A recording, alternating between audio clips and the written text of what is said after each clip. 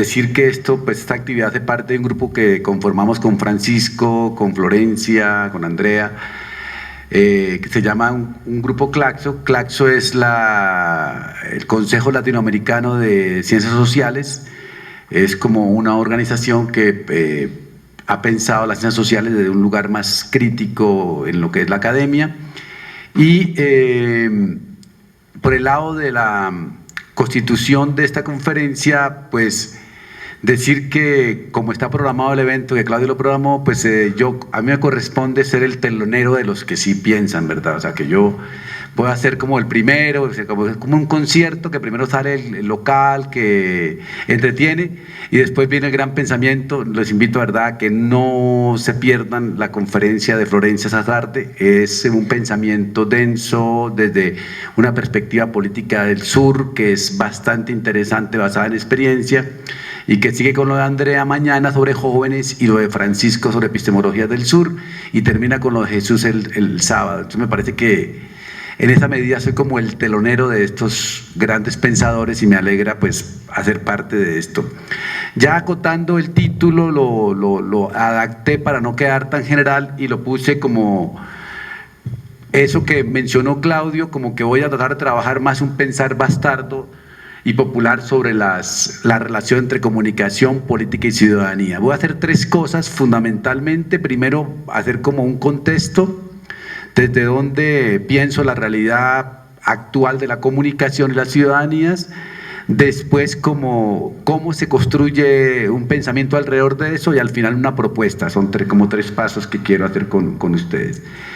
El contexto, que van a escuchar mucho, yo creo que hay dos palabras que van a escuchar muchísimo y que las dijo ya Francisco y que las van a decir todos los conferencistas, es que estamos habitando en el campo de la comunicación y la cultura y la ciudadanía una mutación, y es una mutación de la que el profesor Jesús Martín Barbero va a hablarles mucho más a fondo, una mutación que no sabemos bien cómo es su característica, cómo se mueve, hacia dónde va, pero que estamos habitándola. Y en esa mutación la comunicación es muy importante, pero la comunicación a nivel de discurso teórico sigue como muy anclada al siglo XX, como que no se da por enterada de que esa mutación existe, y creo que van a escuchar otra palabra que se llama hay que reinventar el discurso de la comunicación.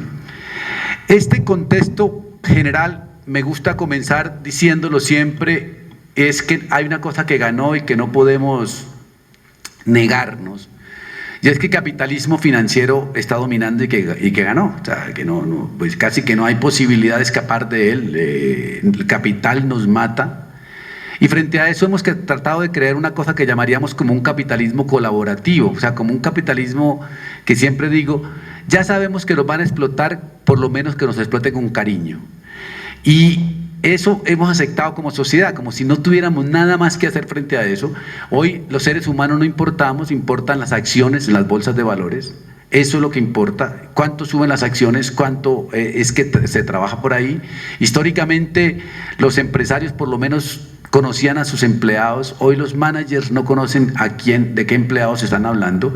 Entonces estamos construyendo un universo distinto. Lo que hacemos los seres humanos es hacer un capitalismo colaborativo que consiste en que nos asociemos, o sea, que usemos el capital, pero que nos juntemos para hacerlo más amable. Entonces, en lugar de que nos exploten individualmente, que nos exploten colectivamente. Y eso son las redes sociales hoy, un poco las aplicaciones son para eso, para viajar juntos, para compartir el hotel de la casa, convertir la casa en hotel para que el hotel no cueste tanto, en sacar promociones conjuntamente, y eso implica un principio que me parece que es interesante como valor, y es que el capitalismo colaborativo se basa en la confianza, y es lo primero que mató el capitalismo financiero, la confianza en el otro. Si no tenemos confianza en el otro, no podemos hacer nada conjuntamente, y creo que en ese universo nos estamos moviendo. Esto, como es contexto, simplemente es como un diagnóstico que yo hago, que ustedes pueden estar de acuerdo o no de acuerdo, y que funciona para lo que queremos contar. Un segundo punto que ya venía de atrás es lo que habla muy bien Eva Iluz cuando habla del capitalismo emocional. Y cómo hoy las emociones también son parte de lo que se vende. Vendemos emociones como parte de lo que hacemos. Ustedes ven las propagandas de celular y venden una emoción fuertísima de cómo son las redes sociales, todo el mundo es alegre. Y ahí hay una cosa que La misma autora dice que es interesante y es cómo estamos hablando de la cultura de la terapia como la salvación del alma moderna. ¿Y qué es la cultura de la terapia? Explicado re fácil es que todo se puede arreglar en vías a la felicidad. Y se puede arreglar todo vía el consumo. Entonces le dicen a uno, Freud decía que uno siempre tiene un trauma que puede ser manejado y tratarlo de mejorar, pero nunca lo puede eliminar.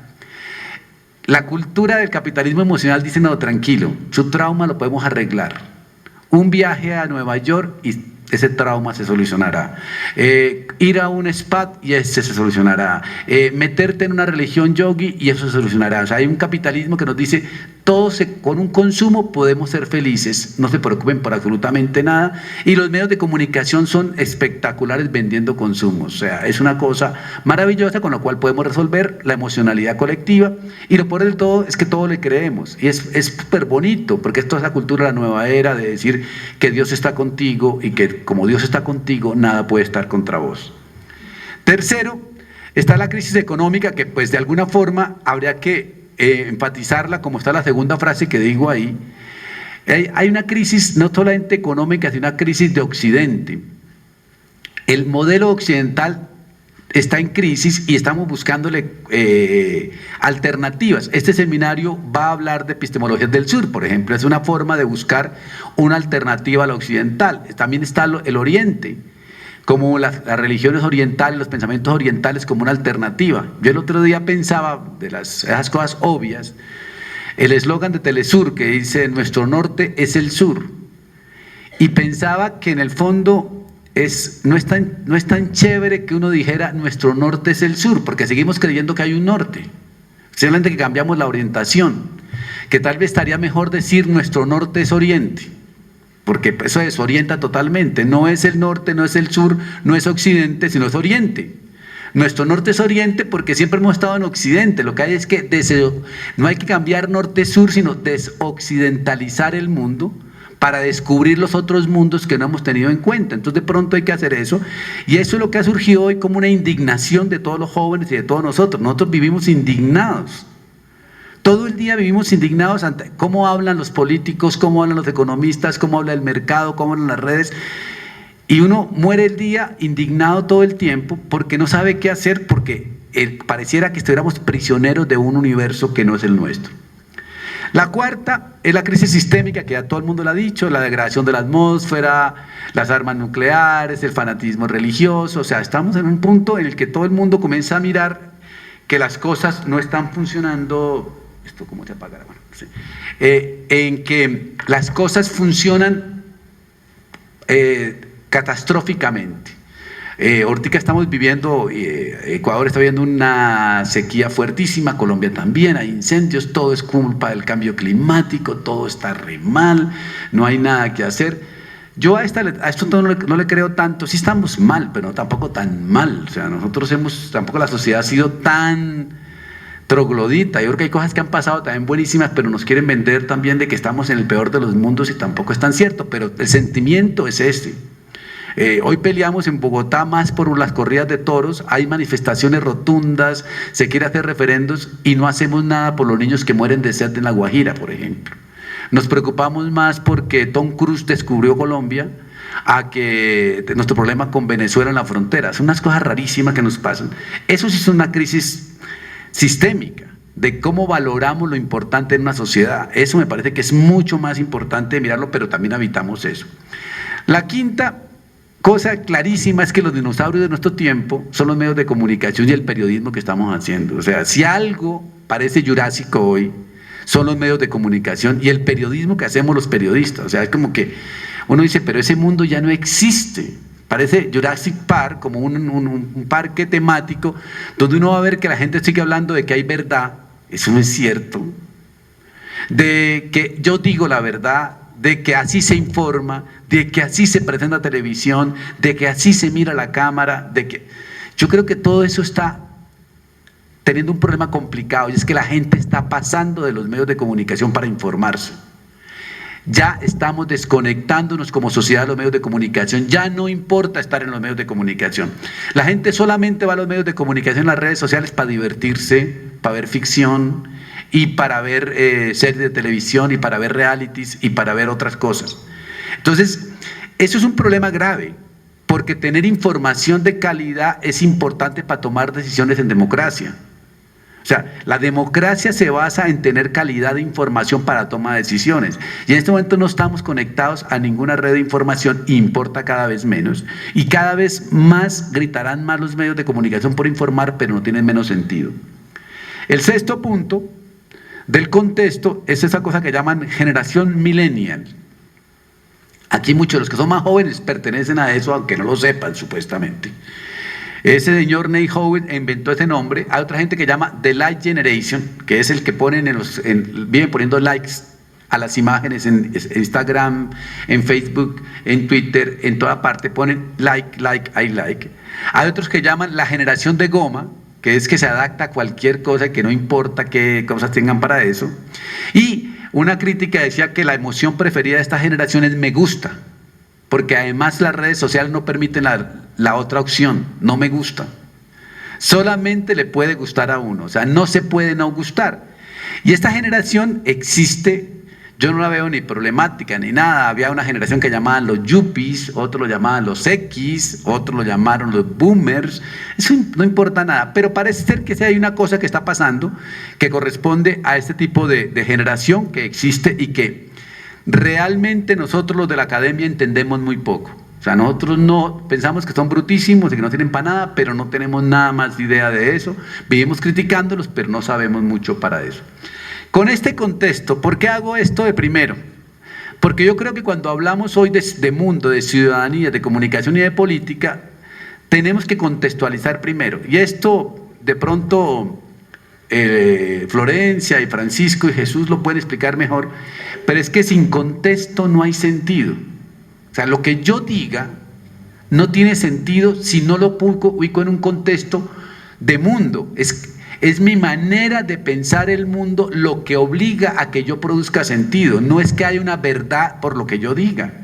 O sea, no puedo explicar el mundo a punta de citas teóricas solamente si no tengo un contexto de entendimiento del mundo. Y eso es lo que hace sentido. Y en periodismo lo mismo. No hay verdad sin contexto. El contexto es toda la verdad, porque ¿qué significa algo? Está en un contexto. Entonces, por eso me parece que en comunicación, antes de hablar de conceptos y de realidades, tenemos que hablar de en qué concepto hacemos la enunciación del mensaje, en qué contexto pensamos la realidad, en qué contexto hacemos. Esto es mi forma de pensarlo, es la mía, y a ustedes les puede parecer que esos 6 puntos todos son una manada de tontera, estamos de acuerdo, pero la otra persona tiene otro contexto, desde el cual universalizar el discurso, y eso es lo que vamos a ver aquí en este seminario, que va a ser súper bueno. Florencia Santú pelea desde un proyecto político, desde pelearse la verdad política desde el sur, con unas epistemologías que ella llama el barro. Francisco pelea desde cómo hay otros mundos para significar hechos de otra realidad, de otros mundos, cosmovisiones. Y Jesús siempre nos ha llamado a mirar desde otro lado. O sea, no es desde el mismo lado que hay que mirar, no somos borregos del pensamiento. Entonces, ¿cómo el contexto es lo que va a significar? Dicho esto, pues voy a contarles en lo que me voy a concentrar. Y voy a citar unos señores que ustedes conocen, que son gurús, hablando de lo que pasa hoy con los jóvenes, la ciudadanía. Voy a comenzar con Humberto Eco, que todos ustedes lo conocen, y por eso lo traje como pensadores estrellas, cuando dice esto, que ustedes ven ahí: las redes sociales le dan el derecho de hablar a legiones de idiotas, que primero hablaban solo en el bar, después de un vaso de vino, sin dañar a la comunidad. Ellos eran silenciados rápidamente y ahora tienen el mismo derecho a hablar que un premio Nobel. Es la invasión de los idiotas. O sea, hay una crítica re heavy metal. O sea, esa cosa es, los que están en las redes sociales son una manada de idiotas que deben estar borrachos, que se guarden allá, que se emborrachen en su casa, pero cómo se ponen en público, y además cómo son tan igualados que se comparan con un premio Nobel. O sea, ¿qué les pasa? O sea, quédese en su casa, los premios Nobel les vale la pena, y es la invasión de los idiotas. Y lo dice un señor que es el pensador fuerte, o sea, y que tiene mucha incidencia mundial, y que ahora todo el mundo lo cita diciendo que las redes sociales son la invasión de los idiotas. O sea, se vuelve un lugar de sentido. Y después completa esto con esto: la televisión, que él defendió en algún punto, ha promovido al tonto del pueblo, ojo. La televisión promovió al tonto del pueblo con respecto al cual el espectador se siente superior. Dice, nos gusta la televisión porque el televidente es superior porque todos los que hablan allá son el tonto del pueblo. Eso no lo decía antes, pero bueno, ahora lo dice. El drama del internet es que ha promocionado al tonto del pueblo al nivel del portador de la verdad. Ojo a lo que está diciendo ahí. Ustedes, los jóvenes millennials, no tienen verdad. ¿Ve? Porque son tontos. La verdad la tienen solamente los que escriben libros, los que tienen autoridad cognitiva, los que han estudiado, los que hablan desde la universidad, los que hablan desde ese tipo de cosas, si tienen verdad. Entonces hay un asunto complicado del lugar de enunciación, desde dónde se enuncia el mensaje. Y es solamente unos pocos estamos dignificados para enunciar el mensaje y queda patente ahí. Muy rápidamente, otro gran pensador, yo admiro mucho, Edgar Morán, muy bueno, tipo que dice muy buenas ideas, también salió con esta joya. El de los indignados, hablando de España y de Grecia y toda cosa, es un movimiento interesante. No son revolucionarios, son rebeldes que representan una contestación, una protesta. Entonces digamos, tienen un valor en que protestan, está bien, pero mire lo que termina diciendo la cosa. El problema es que carecen de pensamiento, de una vía para el momento inmediatamente posterior. Los indignados hacen críticas justas, denuncian pero no pueden enunciar. Ojo a esto es gravísimo. Es como, el derecho a la enunciación está en dónde, o sea, los únicos que podemos enunciar somos los políticos, los académicos, los pensadores. ¿Quién es el que tiene derecho a denunciar y decir que estos jóvenes no están enunciando cuando protestan? O sea, no enuncian, solamente denuncian, no tienen pensamiento, no tienen solamente son jóvenes presentación, no jóvenes representación. Entonces, de alguna forma, esto lo quiero mostrar porque así pone el problema de por qué a los jóvenes no los podemos considerar ciudadanos hoy en día, de por qué la comunicación hoy no puede ser ciudadana, porque los ciudadanos tienen que venir formateados con lo que consiste el ciudadano clásico. Un tercer, el señor Roberto Palacio, escritor chileno que vive en Italia, escribe sobre esta gente diciendo, los millennials, a estos jovencitos, no asocian el leer con el éxito en escribir. Lo pueden todo sin ponderar el esfuerzo, por no mencionar el talento. Sustituyen el conocimiento por la afirmación de que es verdad que ellos desean lo que desean. ¿Ve? Estos muchachos no pueden escribir porque no saben leer, y además de que no saben leer, no saben escribir, y además no les interesa escribir porque ellos solamente desean. Simple. O sea, muertos de principio. Los millennials no son rebeldes. Es una generación modular y sin contradicción. Oiga, yo no sé, es muy atrevido, ¿no? Decir que no tienen contradicciones. O sea, yo creo que si hay una generación con contradicciones hoy fuertes, son los jóvenes. Si hay alguien que tenga contradicciones fuertes hoy, son los jóvenes. No, ellos hoy realmente contradicciones sobre la ética, sobre el medio ambiente, sobre las músicas, sobre la sexualidad, sobre cantidad, pero no son las contradicciones ideológicas, políticas, estructurales. Son otro tipo de contradicciones, y entonces no le pueden negar también eso, de que no son rebeldes. Ahora, ya también nosotros decidimos quién es rebelde y quién no es rebelde. Ahora, la definición también la academia va a sacar un test de medición de rebeldías. Pues no, ¿por qué tenemos que hacer eso? Lo otro, que sea modular no está tan mal. Lo otro, tienen lo políticamente correcto por norma de vida. Sí, de pronto abusan, bueno, pero ¿qué de mal que tiene que tengan lo político correcto como una norma? Que prefieran no maltratar los animales a maltratarlos. Pues no está tan mal, o sea, que prefieran no excluir a la mujer que excluirla. Pues no está tan mal. Que prefieran adaptar las diversidades sexuales a ser machista totalmente. No está tan mal. Que prefieran que somos más diversos que mestizos solamente. No está tan mal. O sea, tampoco está tan mal que lo políticamente correcto le ponga a estos jóvenes una lucha, que es que no son suficientemente ideológicas. Pues ya habrá que ideologizarlos. Pues el medio ambiente también es una ideología, el feminismo también es una ideología. Tenemos que reideologizar el mundo, no repolitizar, no solamente quedarnos en eso. Aparece esta chica que escribió un libro crítico contra esta generación, siendo esta generación que es más honesta. Es un libro de Meredith Huff, una alemana que escribe una cosa, un libro que se llama Dejad de lloriquear, y se dedica a criticar a la gente de Facebook siendo ella joven. Y ella concluye una cosa que es interesante, que también me parece autocrítica, esta es autocrítica. Nosotros los jóvenes no figuramos en la historia porque cuando algo importante ocurre, nunca estamos allí, estamos en Facebook, o de fiesta, o estudiando para un examen, o de becario. Creo que es una buena crítica también, o sea, hay veces se la pasan demasiado rebeldes en el celular y en el aula de clase y en el cuarto de hogar, y les falta un poquitico más de calle. De pronto tiene razón un poco esta chica en la autocrítica. Mucho Facebook, mucha rumba y poco política. De pronto también es una cosa que habría que mirar también para eso críticamente. Y hay un señor que respondió, que me encanta, a lo que en la revista Arcadia de Colombia le respondió a Roberto Palacio, a su columna Los Millennials, eso no tengo ni idea quién es Andrés Fernández, solo fue que un señor que escribió una carta a los lectores diciendo lo siguiente, que me encanta porque deja ver otro universo ideológico. Nuestra generación está redefiniendo de manera radical no solo la forma en la que nos educamos, sino también cómo y qué contenidos culturales consumimos. Es una afirmación interesante.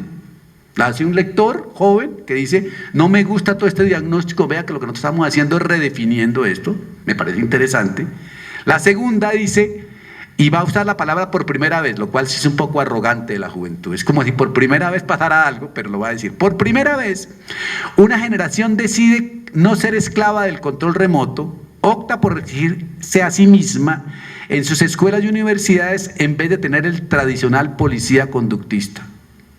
No está mal el concepto, ahora tampoco creo que sea tan así, o sea, yo tampoco soy esclavo del control remoto, ni todos los que somos jurásicos éramos esclavos del control remoto, tampoco éramos esclavos del policía conductista, tampoco, o sea, nos da muy duro, o sea, nosotros tampoco éramos así, pero está interesante que dice exigirse a sí misma frente a la educación, ojo, eso está interesante. Y después dice, por primera vez, otra vez, una generación ve la bicicleta y la caminata como la mejor opción de movilidad. Pues sí, chévere, pero cuando nosotros también el carro era bonito, tampoco está tan mal, ahora pues ya tenemos demasiados carros y la bicicleta está buena, pero aquí en Quito andar en bicicleta es fuerte, o sea, entonces el tema es que lo llama por primera vez tampoco, hubo gente que caminó toda la vida, pero también. Mire esta, por primera vez se está modificando estructuralmente la narrativa, los formatos, las plataformas y por supuesto los contenidos en los que se ve reflejada nuestra identidad. Qué bueno eso, mire. Esto es comunicación pura. Se están modificando estructuralmente las narrativas, los formatos, las plataformas y los contenidos. O sea, se está comunicando distinto. Ya es donde los medios perdieron. Porque siguen comunicando en narrativas, formatos, plataformas y contenidos que no dicen absolutamente nada al sujeto de hoy. O sea, ellos llaman a que hay que renovar eso y cambiarlo a eso. Y esta es la penúltima que me encanta. Son millones de millennials que nos graduamos y decidimos crear empresa, viajar y explorar lugares insospechados, que estamos revolucionando radicalmente el lugar de trabajo. Aquí hay todo un debate que uno podría armar. Esto es súper interesante. Mire lo que dice, nos graduamos y decidimos crear empresas. O sea, están diciéndonos ustedes jurásicos son empleados conductuados. Pero crear empresa es el mejor discurso hoy del capitalismo para ir contra los derechos laborales, el sistema social y la seguridad social. O sea, pero lo compraron, nos ganaron. O sea, cuando uno dice hay que tener derechos laborales, esto dicen yo creo empresa, ya no soy trabajador, soy empresario. O sea, el capitalismo graduó de empresario a todo sujeto hoy, pero sus condiciones de seguridad social, sus condiciones laborales, ¿cómo quedaron? Viajar y explorar lugares insospechados, eso me parece que está bien, pero que están revolucionando el lugar de trabajo también es cierto, pero hay que tampoco comer cuento de que es solamente así. Y por último, exigimos servicios estatales y financieros justos, rápidos, transparentes, adaptables y centrados en la experiencia del usuario, que comprendemos la diversidad y partimos de la tolerancia al otro. Aquí sí no estoy de acuerdo para nada con esta gente. Porque uno, no cuestionan el sistema financiero, sino que lo quieren ya estamos explotados, pues que nos exploten justo, rápido, transparente, adaptablemente. ¿Ve? Ya, pero no, ya ni hay el cuestionamiento al sistema. El capitalismo ganó. Entonces, que me exploten con transparencia, con rapidez, con justeza, con adaptable, y que mi experiencia es la que vale. Es un discurso del mercadeo comprado radicalmente, directamente. Y mire lo que dice, que comprendamos la diversidad y partimos de la tolerancia del otro. La tolerancia al otro es fea, si quieren, es asquerosa. Al otro no hay que tolerarlo, hay que convivir con él. No, es que, ay, yo me tolero al negro, ay, yo me tolero al indígena, ay, yo tolero a la mujer, ay, yo tolero al gay. Ay. No, es cómo convivimos. La pregunta es, ¿somos capaces de darle un beso al afro? ¿Soy capaz de tener una novia indígena, darle un beso? ¿Soy capaz de tener a mi hermano gay? ¿Soy capaz de convivir con ellos? Ah, no. Tolerancia es lo mejor. La tolerancia es fatal. No toleremos a nadie. Convivamos con el otro y eso es lo que va a hacer posible que construyamos un mundo distinto. La tolerancia es muy tranquila, es neoliberal si quieren. Porque yo tolero todo. O sea, ¿quién no? Eso es bonito, eso es fácil. Pero lo otro. Entonces, ahí está planteado el debate. Frente a este debate, ya voy a decir qué es lo que hay que hacer. La propuesta mía es que, si ven, una de las cosas más bonitas que va a pasar en este seminario es que van a ver a gente como Florencia, como Jesús, como Francisco, volviendo a poner la política en el centro. Hay que politizar. Los países andinos le tenemos un susto a politizar. Es como si eso fuera el pecado más grande. En Colombia la gente dice con orgullo, yo no soy político. Yo no pienso políticamente, yo no hablo de política. Macri, el candidato de Argentina, en su campaña dice, yo no hablo de política, y es candidato a presidente. O sea, eso ya es el colmo de la vaina. O sea, lo que tenemos es que la política no es lo que hacen los políticos. La política no es lo que pasa en la Asamblea Nacional ni en el gobierno. La política es lo que hacemos entre todos comúnmente. Hay que volver a politizar. Entonces, creo que la propuesta es que para politizar la comunicación sí es vital para politizar la sociedad y para ciudadanizar la sociedad, si queremos. Y ahí, en todos los discursos que vimos anteriormente, ninguno tenía política, dése cuenta. Ni el joven que defendía a los jóvenes de hoy, ni Palacio que atacaba a los jóvenes, ni Humberto Eco que hablaba de los idiotas, ni Morán que hablaba de la capacidad de enunciar. No, se les olvidó la política. Es como si eso no fuera espectacular, y eso es otra venta que nos han vendido y que hemos comprado coolmente. Hoy es cool decir que no tenemos política. Para hacer esta política hay varias cosas. Esto que voy a citar es de un sociólogo o filósofo argentino que me encanta, se llama Rinesi, Eduardo Rinesi. Y además me encanta porque ustedes van a ver la gran diferencia, aquí también lo van a poder ver. Yo soy un tipo que cuida muy poco el lenguaje, o sea, el lenguaje lo agredo, uso palabras por un lado, por otro lado, no las trato con cariño. Los filósofos son una gente que trata las palabras con cariño, las hace decir, las lleva, eso. Ustedes van a ver aquí a Jesús, a Francisco y a Florencia que van a tratar las palabras con cariño, yo no soy tan así. Este tipo dice, vea lo que dice, antes en América Latina la lucha de las libertades eran las que se concretaban en la democracia. O sea, uno luchaba por libertades. No teníamos libertades en América Latina, teníamos dictaduras. Hoy en día nadie cuestiona que tenemos libertades. Eso ya no se lucha. La democracia latinoamericana ganó libertades. Lo que falta en la lucha ahora es por la democratización y por los derechos. Ese es el siguiente punto en que estamos en América Latina. ¿Cómo construimos, profundizamos la democracia y cómo la profundizamos desde los sujetos de derechos? Desde los derechos colectivos, de los derechos sociales. Esa es la lucha, no las libertades en este punto, aunque algunos gobiernos insistan en menospreciar las libertades, pero la lucha democrática en América Latina es eso. Desde ahí es que se politiza y se ciudadaniza. Desde los derechos de las comunidades, desde los derechos del medio ambiente, desde los derechos de los ciudadanos jóvenes, desde los derechos de las mujeres. Desde ahí estamos profundizando la democracia y haciendo una nueva manera. Segundo elemento, para construir la nueva ciudadanía, nuevas políticas, ¿dónde nos inspiramos? En una cosa que yo llamo las nuevas sensibilidades, que es aquellas maneras de hacer política que no hemos explorado ni practicado. ¿Qué significa esas maneras que no hemos practicado y explorado? Esas que surgen de la sensibilidad llamada las mujeres. Una política inspirada en las mujeres no es hablar de mujeres, de lactancia materna, de la familia, de la salud, no. Es de las mujeres y su moral cooperativa debe ser aplicado en la política. Porque podemos tener muchas mujeres en la política, pero que actúan con cuerpo de hombre y libreto de hombre.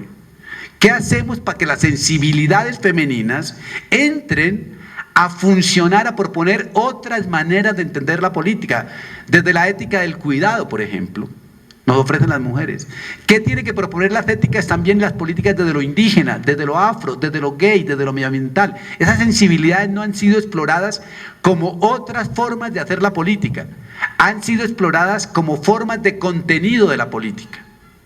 Entonces, que el 33% de mujeres esté en el poder, bueno, eso es una cosa, está bien, es un contenido válido, esa lucha hay que ganarla. Que haya afirmación positiva frente a lo afro y lo indígena, también hay que ganarla, válida, pero por ahora lo estamos metiendo como un contenido, no estamos explorando sus formas de hacer política como una manera de aportarle al universo nuestro. Esa es un poquito la gran desgracia del sistema nuestro, que seguimos siendo poder judicial, ejecutivo y legislativo igualitos. No cambia. Lo que más cambia es que haya mujeres en la asamblea, mujeres en el ejecutivo y mujeres en la justicia, pero no cambia que venga con otra lógica de hacer la política. Y eso tenemos que explorarlo, tenemos que practicarlo, y el siglo XXI va a ser el sitio donde practiquemos estas otras formas de hacer política y que podamos descubrir que ahí sí hace una diferencia radical para hacer ese tipo de elementos. Tercero, cuestionar en comunicación. Eso es una de las cosas para las que está la academia, para cuestionar, para criticar. A mí, una vez yo me salí de una universidad, o me renuncié a una universidad en Colombia, y el rector después me dijo que lo que pasa es que yo era muy crítico. Y digo, pues si no puedo ser crítico en la universidad, ¿dónde carajos más? O sea, que yo era muy crítico y que por eso pues el decano me había echado más o menos. Y yo pues, ¿entonces qué? Entonces yo creo que el único lugar buenísimo, que lo mejor que tiene la universidad es eso, es que no vamos a ser millonarios, ni nada por eso, pero tiene dos cosas, nos permiten criticar y nos manejan el ego poniéndonos estudiantes. Entonces, está bien esas dos cosas. Para que no suframos nos ponen unos estudiantes que nos hagan caso, está bien eso. Entonces el tema es que tenemos que cuestionar. ¿Qué tenemos que cuestionar? De nuevo los valores de qué es lo público y qué es lo político hoy. Yo no voy a avanzar sobre eso porque estoy segurísimo que Florencia y Jesús y Francisco van a hablar de esto, pero no es lo mismo hablar de lo público hoy y de lo político hoy como veníamos hablando clásicamente. Esa es, por ejemplo, una desgracia de hablar de medios públicos. ¿De qué estamos hablando de medios públicos hoy? ¿Qué es lo público constituido hoy? ¿De qué cosas estamos hablando ahí? Hay que cuestionar el concepto de libertad de expresión, sí. ¿La libertad de expresión era aquello que pertenecía a los periodistas, a los medios de comunicación? Pues no. También le corresponde a la ciudadanía, también le corresponde a los movimientos sociales, también a la protesta social, también a una cantidad de cosas. Y también existe el derecho a la comunicación como una forma de pensar distinto de esto. Hay que cuestionar la comunicación privada y pública. Las dos, la forma en que se hace la comunicación privada y pública. O sea, no solamente los medios privados están teniendo muy mala comunicación en formatos narrativos, como lo decía el joven, sino que la comunicación pública tampoco está cumpliendo una buena manera de ejecutar las estéticas, la narrativa, las estructuras de la sociedad. Entonces también hay que cuestionar eso y no asumir que es una verdad. La calidad del periodismo hay que cuestionarla, obvio. ¿Qué significa calidad del periodismo hoy? Yo diría, por ejemplo, hoy que el valor máximo del periodismo no es la objetividad, ni la verdad, ni nada de eso, sino que la mayor calidad del periodismo estaría la militancia. ¿En qué milita? Es lo que define qué verdad se cuenta. Entonces, que habría que mirar por otro lado. Los modos de visibilidad y narración ciudadana. Esto es gravísimo. Cuando hablamos de ciudadanías es, miren las tres representaciones del ciudadano que hoy hay en los medios. En los medios privados, el ciudadano existe en cuanto comete un delito, se estrella en un auto, mata a alguien, le pega a alguien. Allá aparece para que funcione. Aparece segunda posibilidad en cuanto se queja de algo, se queja del vecino, se queja de la policía, se queja de eso. Es un ciudadano que es ciudadano porque se queja, ya eso lo llaman periodismo ciudadano. Y la tercera, como representante integrado a la televisión pública, pero en cuanto a estereotipo, el indígena, el afro, ese tipo de cosas. Y aquí en Ecuador, peor, los medios privados llaman al ciudadano ahora el vecino. Entonces sale una presentadora que duró 3 horas maquillándose a decirle, buenos días vecino y vecina. O sea, Es como un insulto, o sea, no sea igualada, yo no soy su vecina, no nos confundamos, o sea, no. Mi vecino está aquí al lado, no está allá. Y entonces, y ahora vamos y el reportero, aquí con los vecinos y vecinas, o sea, hemos sido reducidos a papel de vecino y vecina, ¿ve? En el fondo, le están quitando nuestro derecho a ser ciudadanos. Si nos rebajan a ser vecinos, o sea, el concepto de vecino es el que está al lado, pero no es un concepto del que tiene derechos políticos.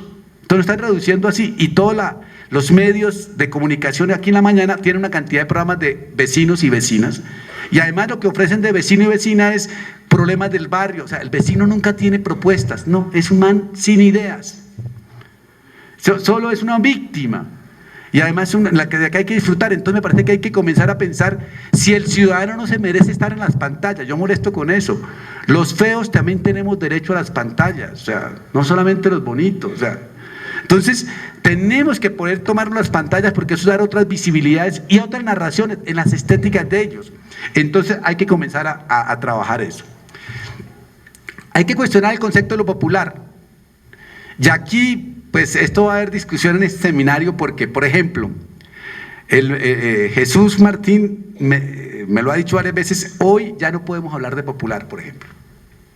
Entonces hay que comenzar a recuestionar esa categoría, y tiene toda la razón. El popular de que hablábamos en el siglo XX ya no existe, hay otro concepto que mirar, que tiene que ver con los migrantes culturales, que tiene que ver con los globalizados pop, los que habitamos esta cultura, los medios, que tiene que hablar con las redes nómadas, o sea, es un popular distinto, pero es un popular que está presente en toda la política latinoamericana hoy en día, que hay que volver a revisitar y a cuestionar desde dónde hacemos ese tipo de cosas.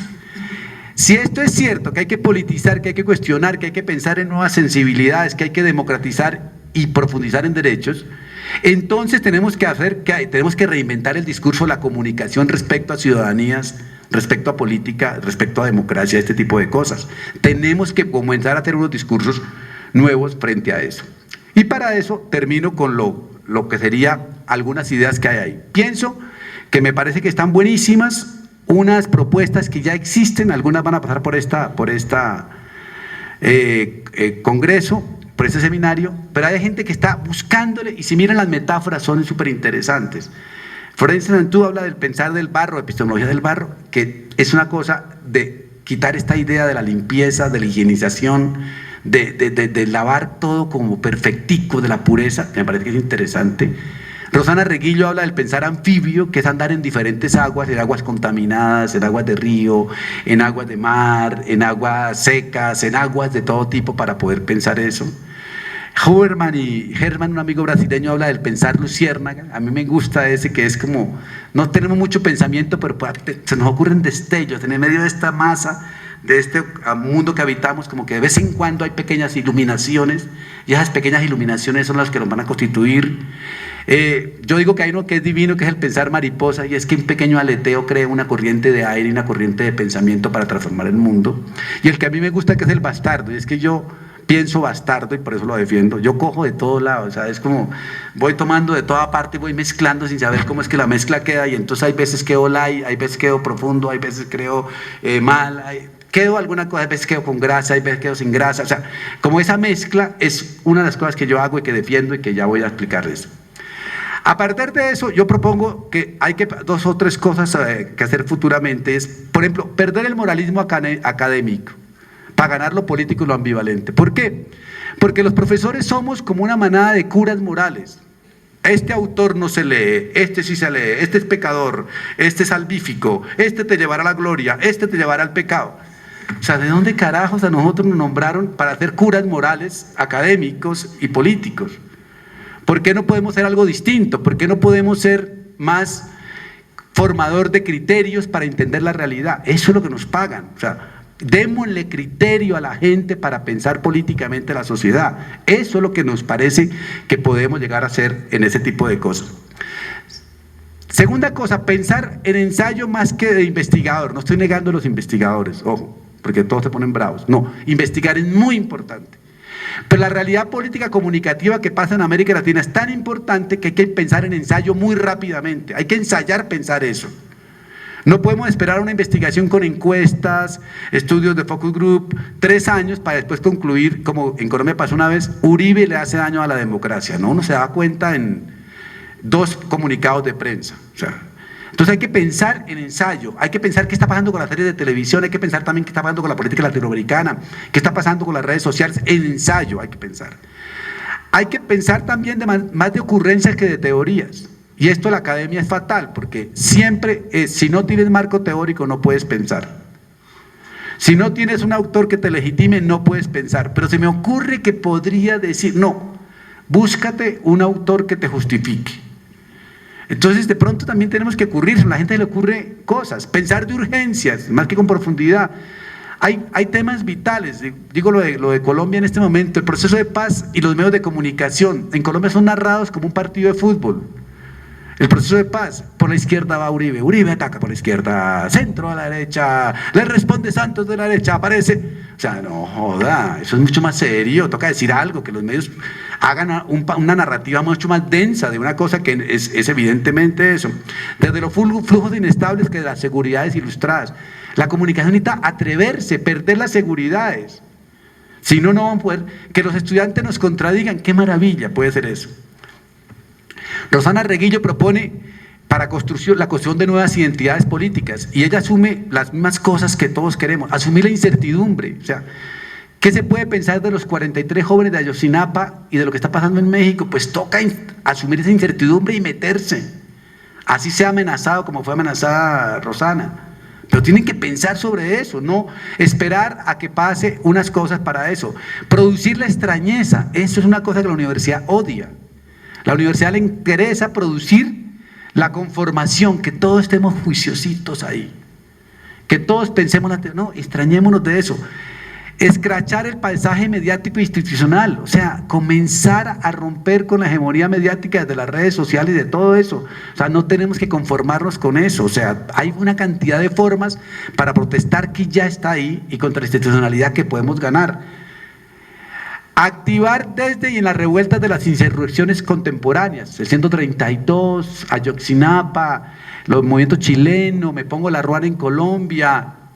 Hay una cantidad de pequeños movimientos que están funcionando y desde ahí se puede activar para eso. Esta es la propuesta de Reguillo. Para salvar a Morán de lo que dije al comienzo, él también propone alguna cosa que es interesante, que se pega a todo lo que pasa en Ecuador y en Bolivia. Dice que él cree que la felicidad en la vida, él dice, todo lo que me ha hecho feliz en la vida no ha tenido que ver con dinero.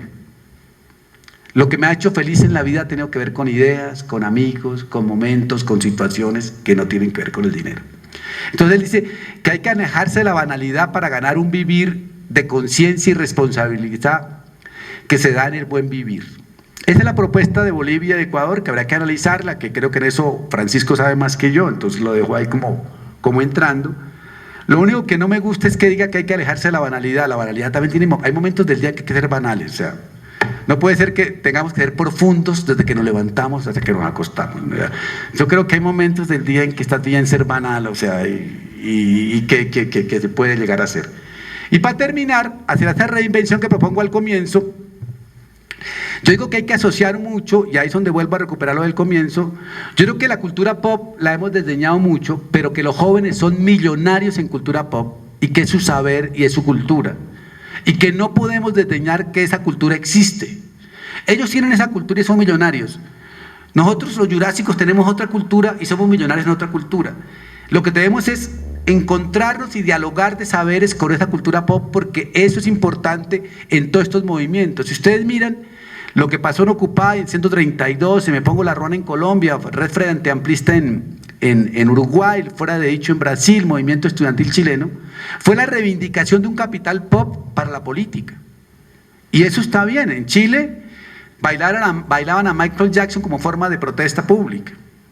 Y eso implica que hay unos saberes que ellos tienen, que tenemos que recuperarlos para hacerlos parte de esta politización de la sociedad, y por eso lo llamo pop políticas.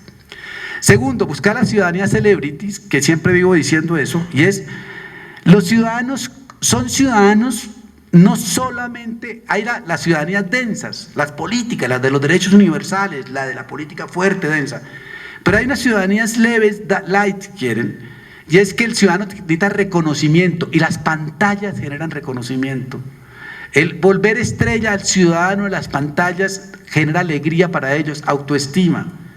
Voy a decir una cosa de las más importantes que ha hecho Rafael Correa aquí en Ecuador: la subida de autoestima a los ecuatorianos como sociedad ha sido alucinante, y es un valor intangible.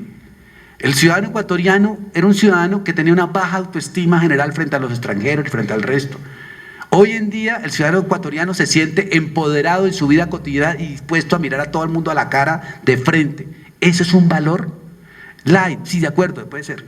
No es profundo, pero es una transformación de la subjetividad que me parece que es importante. Las pantallas nos sirven para ese tipo de cosas, de ser los protagonistas de nuestras vidas. Pensar actuar desde las culturas bastardas. ¿Qué es lo que digo con bastardo? Es, tomen de todo lado. Culturalmente yo no sé de qué estoy hecho, yo estoy hecho de melodramas, de fútbol, de músicas. Esta mañana me preguntaban qué música les gusta, y yo, todo lo que sea solo éxitos, o sea, la ranchera, la salsa, el merengue, mezclados. No soy purista en nada de ese tipo de cosas, la cumbia villera, todo me gusta. Y tengo de ahí, pero también me gusta la comida de todo tipo, y he bebido de Hollywood desesperadamente, y veo series de televisión diciendo que soy muy cool. Todo eso se me aparece a mí y me produce mi gusto y mi forma de expresarse. Pero lo único que no puedo renunciar es a comunicar desde lo local. O sea, lo bastardo es saber quién es la madre, aunque no sepamos quiénes son los padres conscientemente que tenemos. Y la cultura local es la que me hace tener sentido. Por eso ustedes, aquí yo soy colombiano y más o menos soy cercano a Ecuador y puedo hablarles con algún sentido. Pero si yo voy a otro país, de pronto no puedo poner buenos ejemplos porque no sé cómo hablarle. No sé cómo hacer eso. Delfín Quispe es una burla para todo el mundo, pero en las comunidades indígenas, cuando canta en aymara o en quechua, es otra cosa. Y él lo hace allá, y dejó de ser burla. Ahí representa el placer popular de esta gente en su comunidad. Para nosotros todos los cool, pop, mundializados es, ay, mire esta cosa tan mañé, tan de mal gusto, mire esta cosa. Son representaciones distintas. Para el migrante en España, la publicidad de aceite sabrosón representa otra cosa distinta a lo que representa para nosotros. Cuarto, actuar en remix, en sampling, en DJ, en hacker, lo que sea, pero quitar la pureza, mezclar. O sea, en comunicación hoy no sabemos cómo mezclamos, hoy mezclamos un lado de otro. El remix es parte fundamental de la comunicación del día de hoy. Quinto, yo digo politizar en este sentido de polinitización, que es aprendiendo las abejas. Yo creo que las redes sociales hacen eso. Yo creo que las redes sociales politizan en su manera de picar, van como un enjambre, dicen a picar a la lucha a favor del aborto, pican y luego se esconden otra vez, y después a picar contra el autoritarismo, pican ahí, a picar contra el procurador, pican. Son como enjambres de abejas que van politizando y van picando y van polinizando la sociedad. Así van politizando. Hay peligro como con las abejas. Ustedes saben que las abejas hoy se están acabando, pero el mundo, eso es gravísimo. Y una de las cosas es que el sistema tiene antivirus. Los químicos que le ponen a los productos están envenenando las abejas. Pican aquí, pican acá, en lugar de polinizar, se están muriendo. Entonces hay que repolitizar, y creo que es una manera fuerte de hacer la cosa. Es como retomamos esto, y lo que tenemos que hacer es picar más hasta que el sistema se quede sin antivirus. O sea, piquemos tanto en las redes, jodamos tanto, piquemos en enjambres, hasta que un momento el sistema tiene que quedar sin antivirus. Yo soy alérgico a las abejas, por eso sé, o sea, mi sistema se quedó sin antivirus, y si me pica una abeja me muero. Entonces, realmente tenemos que hacer eso, y me parece que puede llegar el activar la abeja que tenemos nosotros. Hay una frase que en Argentina dicen que me encanta, que es poner el cuerpo, o sea, matar la solemnidad. O sea, la política tiene que ser corporal, o sea, no tenemos que poder. Hay una cantidad de cosas que es como si la política la lleváramos en la cabeza y estuviéramos dándolo de ahí. No es salir a la calle, es marchar, es bailar y hacer una cantidad de cosas. Y como tengo que terminar, voy a terminar con la última cosa. Si tenemos que poner el cuerpo, yo siempre saco la frase típica del baile, y no sé bailar, ojo, para que quede claro que no soy un fanático del baile porque no sé bailar, pero entiendo que estas frases populares tienen mucho sentido. Pobre es quien no sabe bailar.